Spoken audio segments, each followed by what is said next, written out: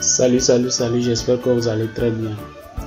Ok, nous allons continuer notre formation sur la programmation en Fortran 90.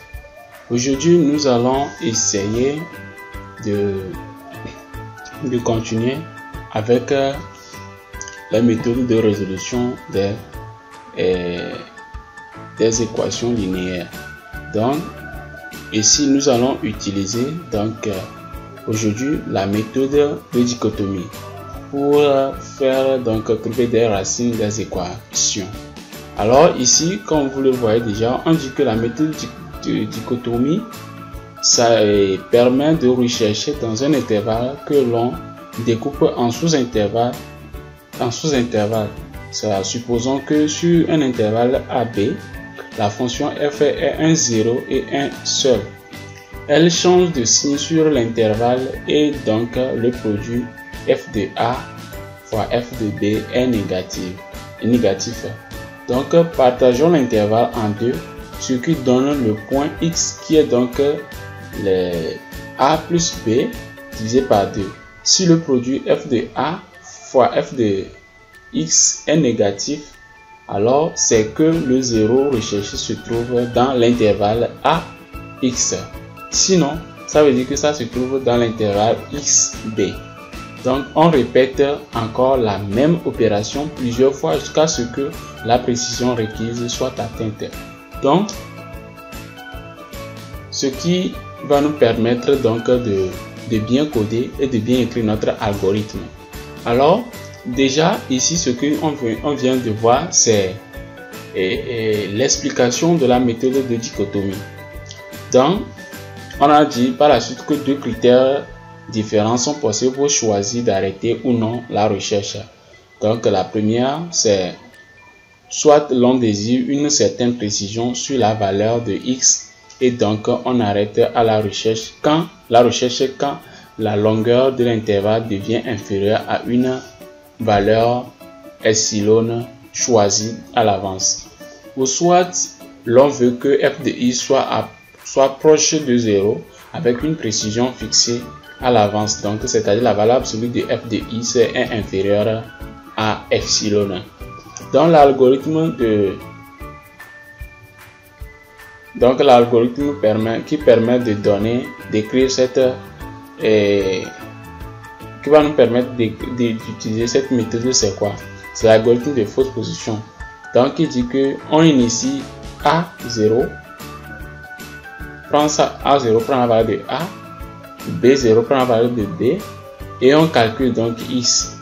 Après on va calculer les X. Maintenant on passe aux conditions. Si la première condition que vous voyez ici, f de A0 fois f de X est inférieur à 0, alors ça veut dire que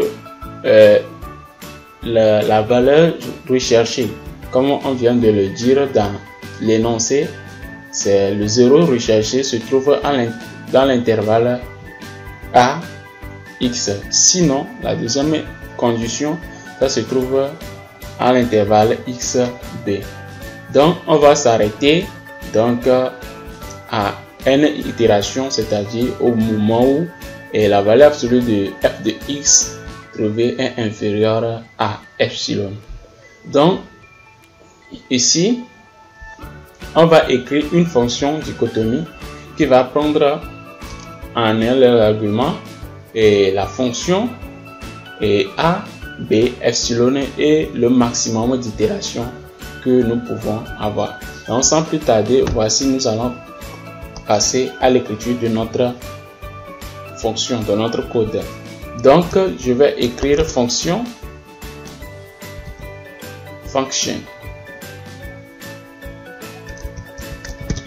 La fonction, et c'est quelle fonction? C'est fonction dichotomie. La fonction dichotomie qui va prendre fond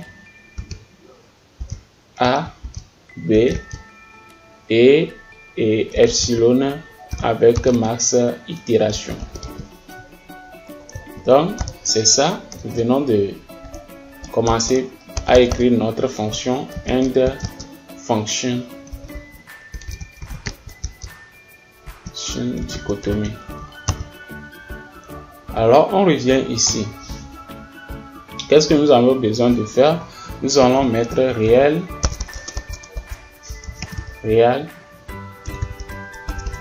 Je préfère quand on fait le calcul en double précision. Donc à double précision, il suffit de mettre 8 ici et là. On va réel, on a A, B, on a epsilon, et maintenant on vient ici, on met quoi? Intégral, c'est max itération. On donne à intégral max itération. Donc ici aussi on donne x comme étant un réel. On revient là. On va donner aussi on a déjà donné la valeur de on a déjà typé A, B, epsilon et x. Donc ici aussi la fonction doit être une fonction donc qu'on va écrire en double précision. De cette façon. Donc ça ne change rien puisque on va mettre la fonction en double précision. Donc il y a aussi function. Donc je vais dire que real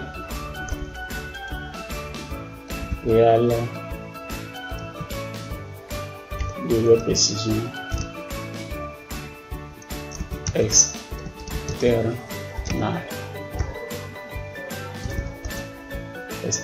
Je vais mettre func. Donc c'est la fonction. Alors on passe à la méthode. Premièrement, on va encore déclarer certaines valeurs variables, c'est-à-dire on va déclarer bien sûr en double précision. On déclare f de A, f de B et f de x. Donc on déclare ceci et maintenant on vient ici. F de A est égal à quoi? Est égal à la fonction, ça fait f de func de A et f de B est égal à quoi?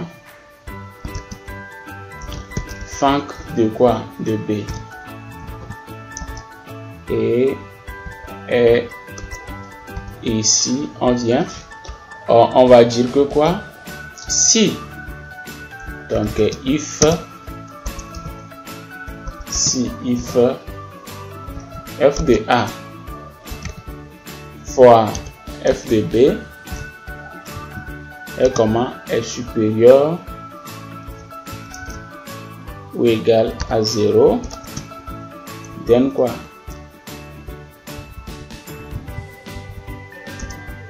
Then c'est comme ça. Alors il faut dire quoi? Il faut dire que right. Il faut dire que f de A et f de le produit de f de A et f de B doit être comment? Doit être négatif.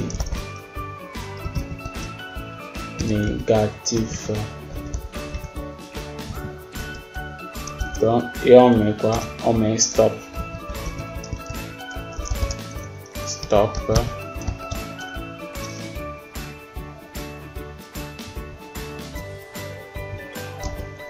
On met stop et on vient ici, on met end if. Sinon, alors on fait quoi? On calcule x égale à quoi? X est égal à A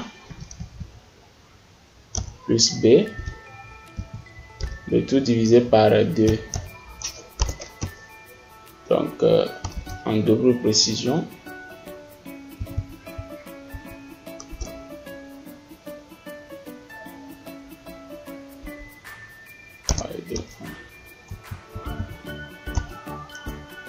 Et f de x est égal à quoi? À fin de x. Ceci doit être dans une condition et c'est if plutôt do i ou bien oui do i. Alors je vais déclarer i comme un entier. Je déclare i et je viens ici, je mets do i. Allant de quoi vient? Allant de 1 à max it. À max itération. Alors x est comment? Est égal à ça. Et on met if valeur absolue de f de x est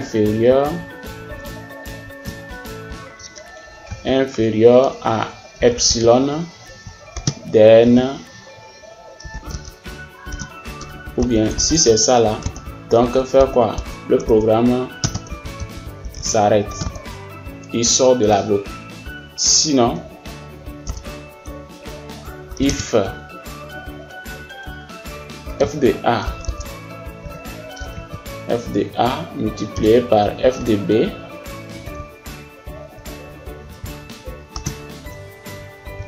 est inférieur à 0,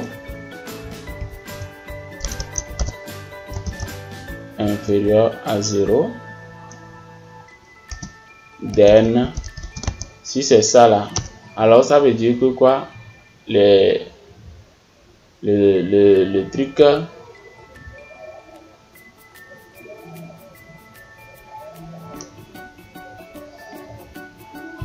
si f de a fois f de, comme l'algorithme le dit, si f de a fois f de x est inférieur à 0, donc quoi?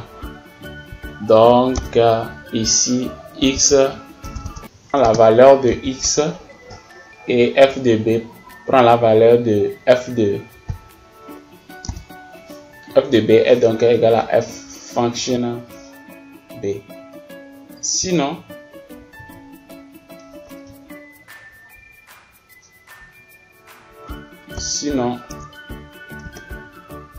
else f de quoi? Sinon a est égal à quoi? A prend la valeur de x et f de a est égal à quoi? Func de a. Et on ferme and if. Et là on ferme and do. Et dichotomie maintenant. Dichotomie prend la valeur de x. Donc voici donc le programme. Premièrement, il vérifie si f de a fois f de b est supérieur ou bien inférieur ou égal à 0. Si cette condition ici est vérifiée, alors donc le programme s'arrête et il demande, il dit à l'utilisateur que f de a et f de b doivent avoir donc de signes contraires. Sinon, si ceci n'est pas vérifié, alors il passe à l'itération et i est égal à quoi? Est égal à 1 et ça varie de 1 jusqu'à la au maximum d'itération que ça doit prendre. Et là, après, il calcule a plus b divisé par 2. Et là, qui affecte à x et f de x est égal à la fonction prenant la valeur de x. Donc, si la valeur absolue de f de x est inférieure à epsilon, donc le programme s'arrête. Sinon, il vient ici, il fait donc, il essaie de vérifier cette procédure, c'est-à-dire il vérifie premièrement si f de a fois f de x est inférieur à 0. Sinon, il fait quoi? Si c'est ça là, alors il modifie la valeur et b, il modifie la valeur de a, donc b prend la valeur de x, c'est-à-dire x prend la valeur de b Et maintenant, f de b devient donc égal encore à f de b. Et si cette condition n'est pas vérifiée, c'est-à-dire si f de a supérieur fois f de x est donc supérieur ou égal, c'est-à-dire cette condition n'est pas vérifiée, alors a reprend la valeur de x et f de a est égal à f de a, donc prend la valeur de la fonction de a. Donc ici, la condition ici veut dire quoi?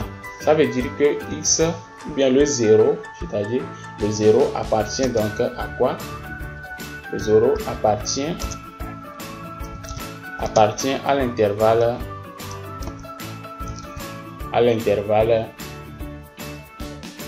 xb. Et ici, ça veut dire que x appartient à l'intervalle ax.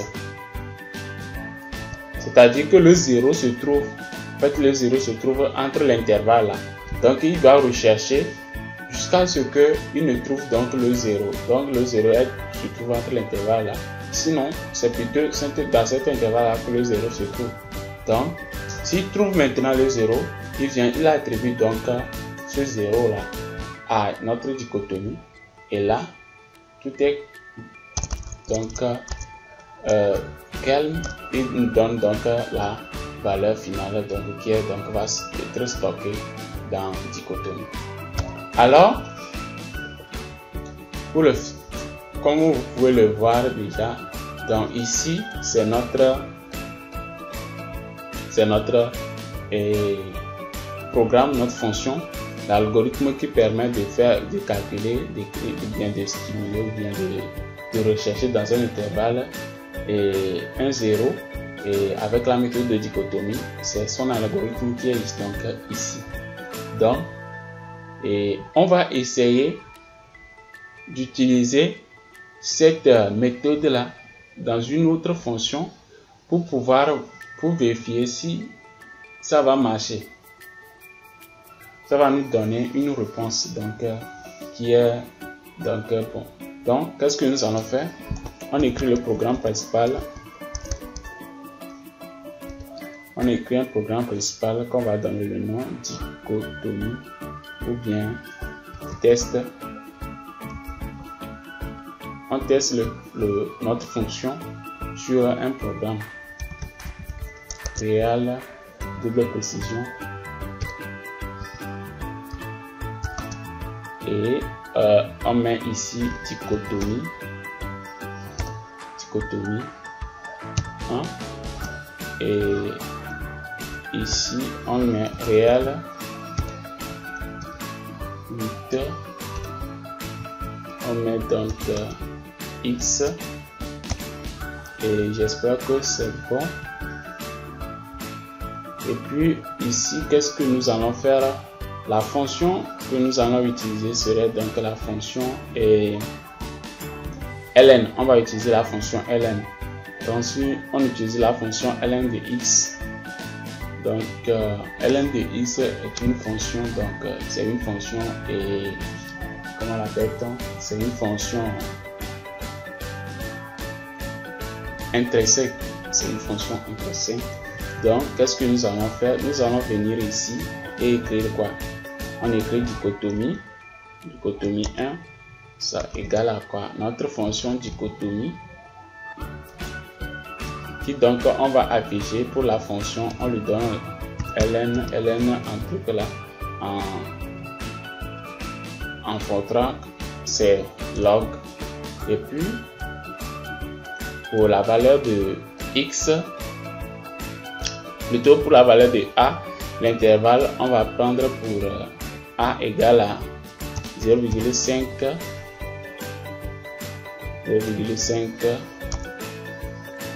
en double précision.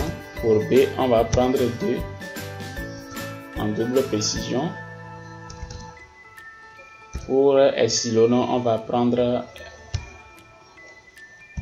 exponentielle 10 exposant moins 6 Et pour le maximum d'itération, on prend 50. On prend donc 50.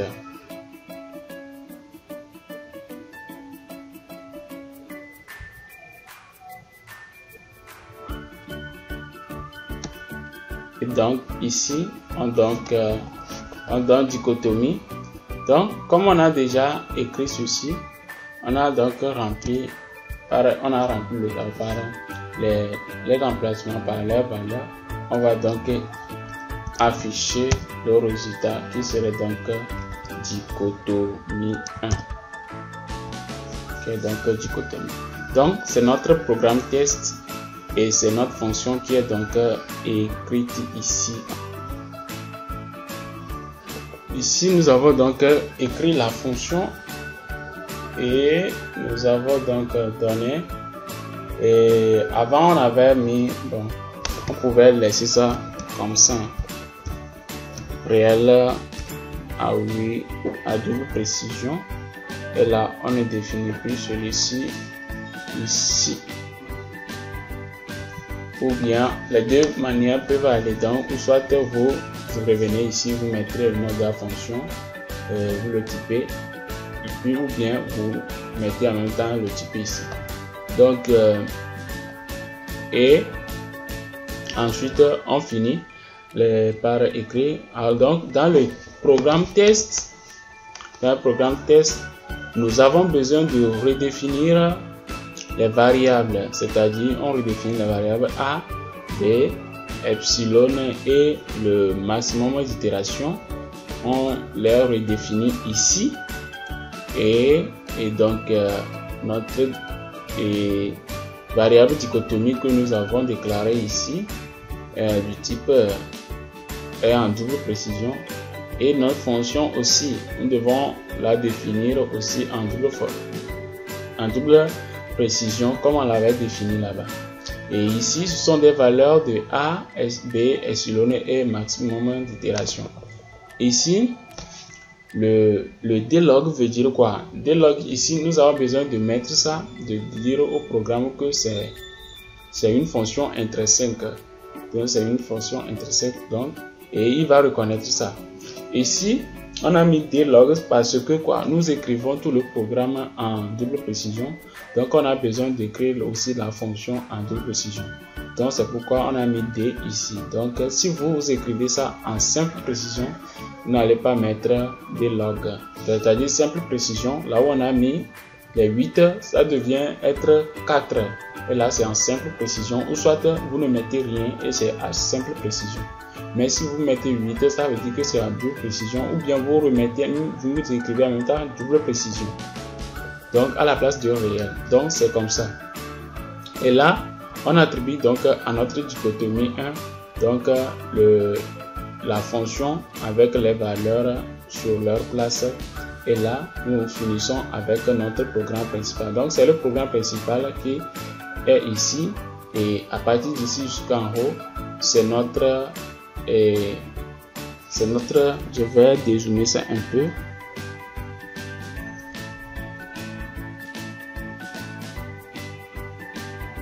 Donc tout ceci, c'est notre algorithme.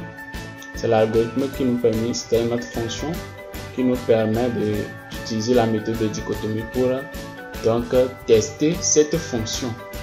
La fonction qu'on teste ici, c'est la fonction ln de x. C'est ça qui est ici. ln de x, c'est la fonction qu'on teste. Alors, si on passe à l'exécution de notre programme, on exécute notre programme.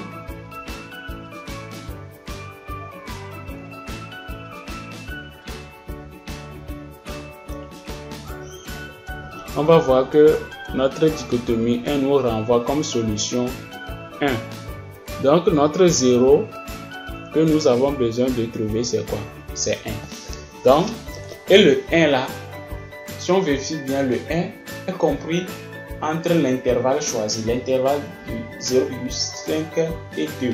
Donc, ça veut dire notre 0 ici, c'est 1. Parce que ce 1, c'est quoi? C'est le 1, le 0 que notre programme donc, a trouvé. Donc, si on construit la fonction ln vous allez voir que sur l'abscisse entre 0,1 et 2, vous allez voir que la courbe de ln de x va passer sur 1. Donc ça passe sur 1 dans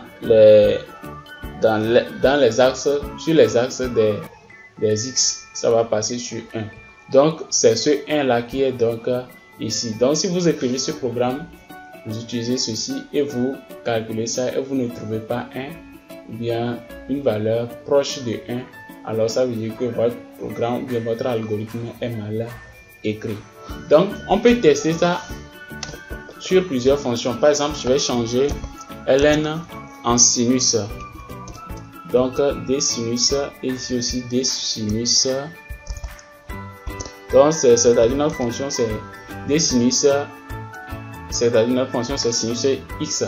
Vous allez voir pour sinus x, on dit que le produit de f de a fois f de b doit être négatif. Ça doit être négatif, ça veut dire que quoi? Ici, quand il fait sinus de 0,5 fois sinus de 2, donc ce qu'il trouve est positif. Donc, qu'est-ce que nous avons besoin de faire pour sinus? Nous avons besoin de changer. Nous avons besoin de changer la valeur de A et la valeur de B. En faisant quoi? On va faire varier notre sinus entre l'intervalle de pi demi et pi demi, donc ça va à double précision, ça va être pi demi et donc B qui serait donc quoi? 4 pi, non 5 pi plutôt, 5 pi demi, donc c'est 5 pi quart plutôt, donc 5 pi quart en double précision. Et ici nous avons besoin de définir donc notre pi qui va être donc calculé de cette façon. Pi est égal à quoi? Est égal à arc cosinus de moins 1. Arc cosinus de moins 1. Et là, si on compile maintenant, on va voir si ça va nous dire la même chose. Vous allez voir que ça va nous sortir un résultat. Et là, le résultat c'est 3,14 et après ça y en a. Donc c'est un résultat qui est donc proche, qu'on peut réduire à 3,14. Donc vous allez voir que en radian le pi, notre résultat est égal à pi. Donc si vous trouvez, pour trouver la solution, si vous résolvez l'équation sinus de x égale à 0, vous allez trouver que x doit être égal à quoi? X doit être égal à pi. C'est ce que vous allez trouver.